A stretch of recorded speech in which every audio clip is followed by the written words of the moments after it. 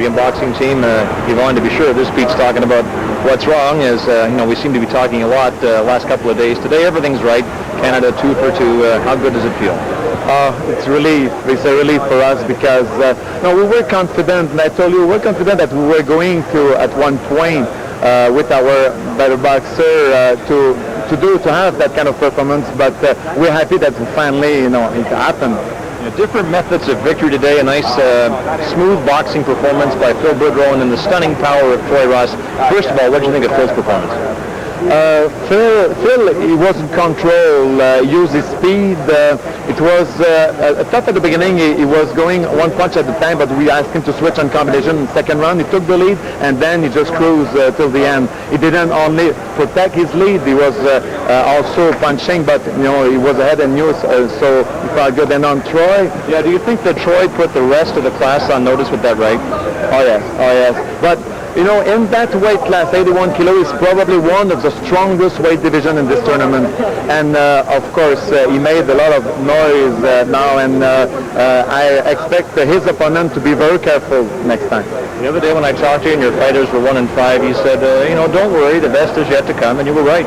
And I still believe also, we hit for 1,000 again today, but it was on the good side of the 1,000, and yes, tomorrow is going to be a good day too. For the couple next day, we have our most experienced, and maybe David Defiabon tomorrow, right? Yes, David Defiabon tomorrow. We have Mike Strange coming back Friday, and Jean-François Bergeron Saturday. So the couple next day is good. David Defiabon has known bigger fights than the one in the ring. His struggle to get out of Nigeria makes a boxing match pale by comparison. But Defiabon persevered and now carries the title of Canada's best heavyweight. Today, he begins his quest to win a medal for the country that's embraced him.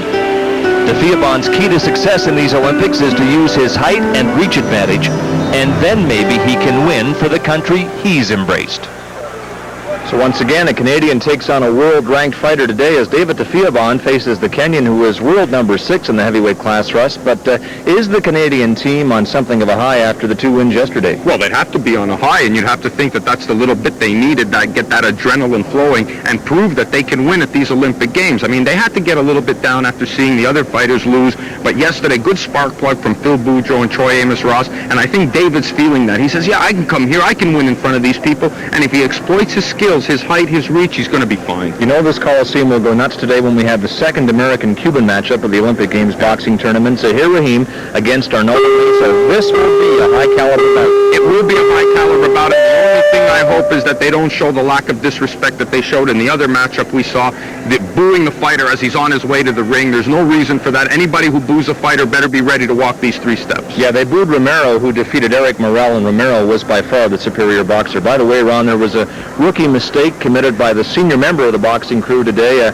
6 Olympics I've been to, and I forgot my accreditation halfway to this venue. It was almost a dream come true for the coach, Russ Amber, who was going to get to call all the bouts. Coliseum, the preliminaries are over, and we move into the round of 16 now with what should be a great fight. This is the second time in this tournament a Cuban and an American have gone head-to-head. It's Arnoldo Mesa of Cuba in the blue against Zahir Raheem of Philadelphia. And there is the Cuban. Supposed to fight one class higher at these games, but when 2 Cubans, Casamayor and Garbe, defected in June, it brought Mesa down from featherweight, 57 kilograms to 54, to take Joel Casamayor's place. Didn't look lethargic at all in his first fight here at these games. There's Raheem. He came into the games without a wealth of international experience, but soundly decisioned Hoa Young-gil of North Korea 19-4 in his first fight. Russ, how do you see this one? Well, this is a classic matchup of experience versus youth. Mesa with one of the older members on the Cuban team, a plethora of experience under his belt, and Zahir Raheem with the youth and the spunk and the crowd behind him. First round underway. Again, it's Zahir Raheem of Philadelphia in the red, Arnoldo Mesa of Cuba in the blue. The crowd's really into this one, and again, they showed, what I thought, again, was a lack of class by booing the Cuban as he entered the ring. I don't have a problem with not wanting to cheer for a fighter, Scott, but you don't boo a fighter unless you're ready to walk up those 3 steps yourself.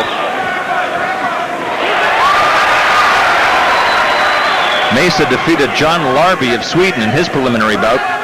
decisively so. 19-5 was the count. Like many Cubans, he's long on experience, although these are his first Olympics. Mesa's international experience dates back to '86 when he was third in the worlds at Reno, Nevada. Retired for 2 years in '93 and came back in '95 to win gold at the Pan Am Games. Part of a Cuban gold medal harvest there. The team dominated the Pan Am Games. Good straight hard jab from Mesa.